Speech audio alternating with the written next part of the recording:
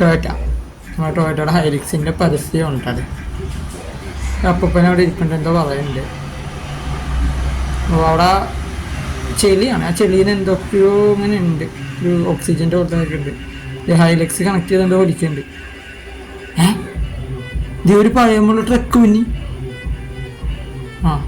Truck ഇത് അതിൻ്റെ അകത്ത് ആള് ചത്തില്ലപ്പ.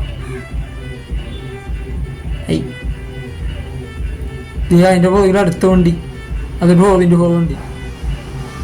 ഷേ അത് 2 കൊക്സ്, അതായത് പോലീസുകാർ.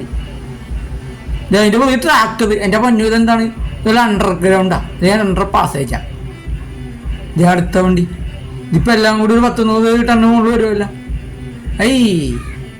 ഗൈസ്, അപ്പോൾ ഒരു കാര്യം, ക്രെയിനൊക്കെ ഉള്ളവരെ ശ്രദ്ധിക്കുക. ടൊയോറ്റയുടെ ഹൈലക്സ് ഇറങ്ങിയിട്ടുണ്ട്, ഇന്ത്യൻ വിപണിയിലുള്ള വണ്ടിയാണ്.